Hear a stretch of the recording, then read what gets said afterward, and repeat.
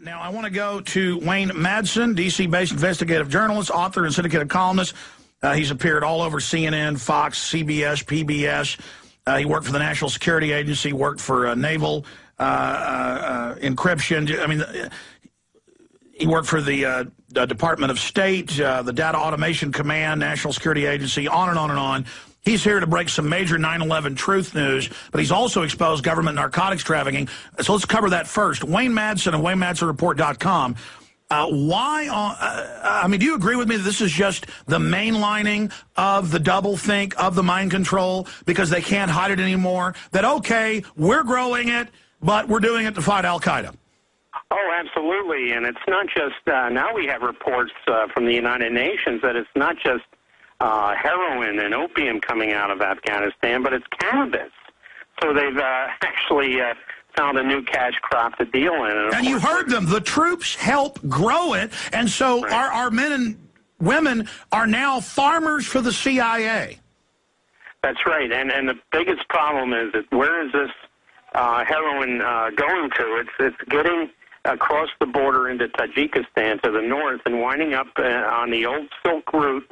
The Silk Road, it's going east into China and west into Europe. And, of course, the Russian government, the Chinese government are well aware of the fact that this stuff is coming out of Afghanistan and who's involved in this illicit trade. You got Karzai, Hamid Karzai's brother is one of the biggest drug warlords in Afghanistan. Oh, let me stop you again. New York Times just admits the whole thing. Right here, U.S. turns blind eye to opium in Afghan. They're not turning blind eye. They're right there getting the goodies. Go ahead. Right, and the biggest fear of China is that they're looking at this as another opium war. You know, we already have reports coming out of Yunnan province in China that young men are getting hooked on this stuff. They know where it's coming out of. And they're not, frankly, they're not happy about it. And the history of the opium wars with the British and China, they understand that that's what helped defeat the Chinese before, and they're worried that the West has similar designs now. Well, that's important. I mean, this is a British model. Skull and Bones that set up our CIA on record was a British model to use a drug war to take over the U.S. because they'd already done it 100 years before in China with the opium war. That's how they corrupted the police. That's how they took over the society. Right, and we also know that the route to the west, to Europe, it goes through Turkey. And what we're seeing now with the present Turkish government uncovering this deep state that has existed in Turkey for a number of years, that part and parcel of that deep state, it's called the Ergenekon network, is the trafficking in opium, and the opium's coming via land from Afghanistan. Continue. And so, you know, from Turkey, where does it go? It goes through the Balkans, where our friends with the Kosovo Liberation Army have dealt with that for years. You know, that's Madeleine Albright's good friends. She set up the KLA, and once it hits Kosovo, boom, France, Germany, Scandinavia, the Netherlands, Italy, that's where the money's made, on the street. Now, government drug dealing, white slavery running, kidnapping, all of it takes us back full circle to 9/11. Sybil Edmonds, FBI, NSA translator, she's now been able to finally break her gag order in court. Last year, she told Congress this, behind the scenes, they put a gag order on her, that she was listening to the Taliban and al-Qaeda senior leadership, including Osama bin Laden, running slaves, running drugs, running weapons all over the Middle East and Central Asia under direct command of the Central Intelligence Agency, even to the day of 9/11. She was hearing this on the day of 9/11.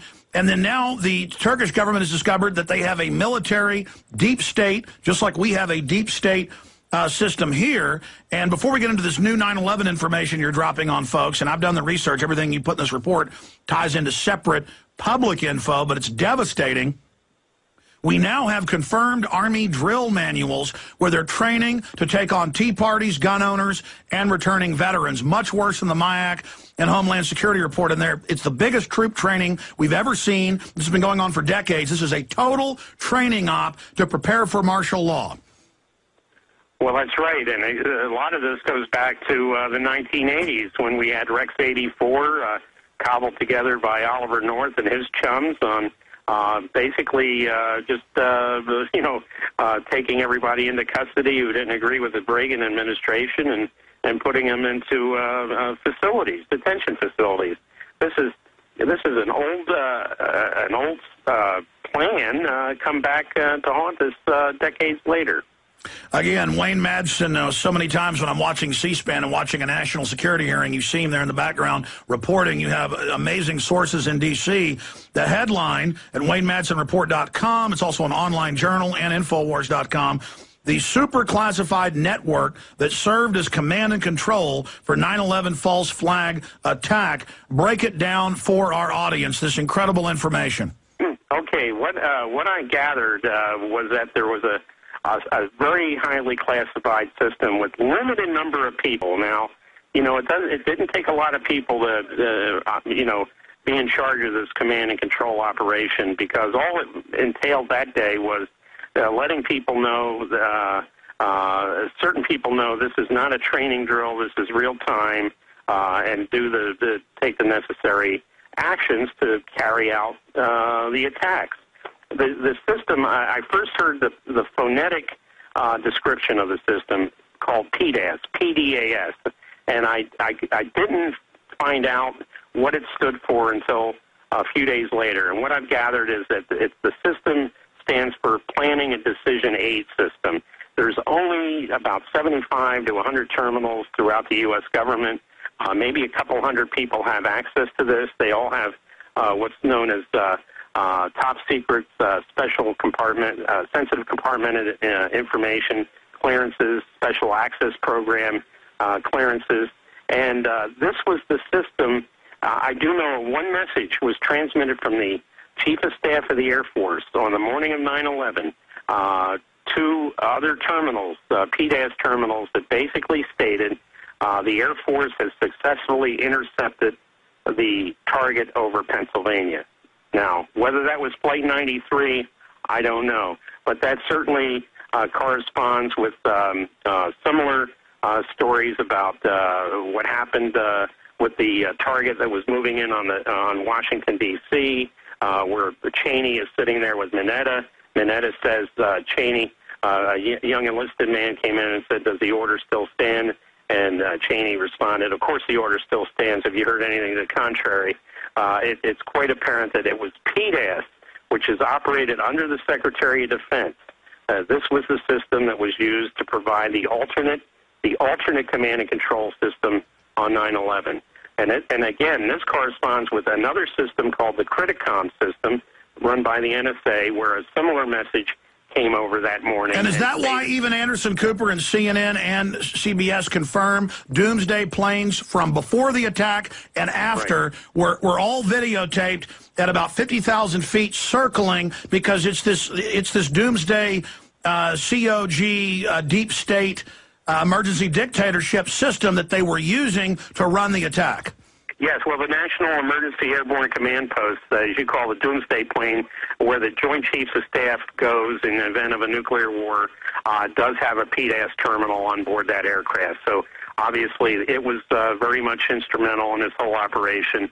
And there was another intelligence system run by the NSA called Criticom, which, again, a similar message came across that same morning that stated the Air Force has successfully intercepted the target over Pennsylvania. So we had two very highly classified intelligence systems that morning talking about the interception of the target over Pennsylvania.